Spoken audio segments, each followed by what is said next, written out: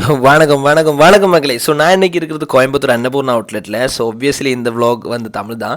So first வந்து நான் try பண்ணது உங்கள் rasmalai. So it's was so fresh. எனக்கு தெரியல எப்படி இந்த 16 அவுட்லெட் கோயம்புத்தூர் இவ்வளோ சக்ஸஸாக ரன் பண்ணுறேன்னு மேன். நீங்கள் எந்த கடையில் போயாலுமே அந்த டேஸ்ட் அப்படியே தான் இருக்கும். அண்ட் சாம்பார் ஈவன் நான் ஒரு கேரளாக்காரனை சொல்லலை, ஆனால் எங்கள் நாடை விட உங்கள் சாம்பார் அப்பப்பா பட்டே கிளப்புது மாப்பிள்ள. அந்த ஃபேமஸ் அந்த இட்லியில் சாம்பாரில் குளிச்சிருக்கிற இட்லியில் சாப்பிடும்போது ஒரு தண்ணி சுகமாப்பில் என்னன்னே தெரியல.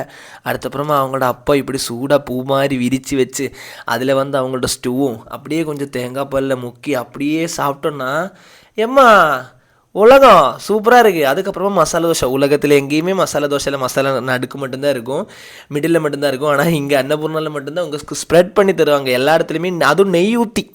அதுக்கப்புறமா அக்கா கிட்ட கேட்டேன், அக்கா உங்கள் ஃபேமஸ் மேங்கோ ஷேக் எங்கன்னு. அப்போ அக்கா சொன்னாங்க அந்த ட்ரெண்டு போயிடுச்சு, இனிமேல் இப்போ வந்து ட்ரெண்டு வந்து peanut butter shake. So it's was so good bro. And நான் அந்த போட்டில் எடுத்துகிட்டு வந்திருக்கேன் வீட்டுக்கு, ஓகேவா. அதுக்கப்புறமா எனக்கு மறக்க முடியாது. ஸோ ஒப்வியஸ்லி அவங்களோட மேங்கோ ஷேக்கு ட்ரை பண்ணிவிட்டு அப்படியே எனக்கு தெரியல எப்படி அந்த டேஸ்ட் இப்போவுமே ஒரு 2 வருஷத்துக்கு முன்னாடி சாப்பிட்டாலும் 3 வருஷத்துக்கு கழிஞ்சு சாப்பிட்டாலும் அந்த டேஸ்ட் அப்படியே இருக்குது. அதுக்கப்புறமா பில்லிங் செக்ஷன் வந்து ஒரு சீட் பீடாக போட்டு அப்படியே நான் வந்து கொஞ்சம் ஒரு க்ரீம் பண்ணை தூக்கிக்கிட்டு வீட்டுக்கு கிளம்பிட்டேன்.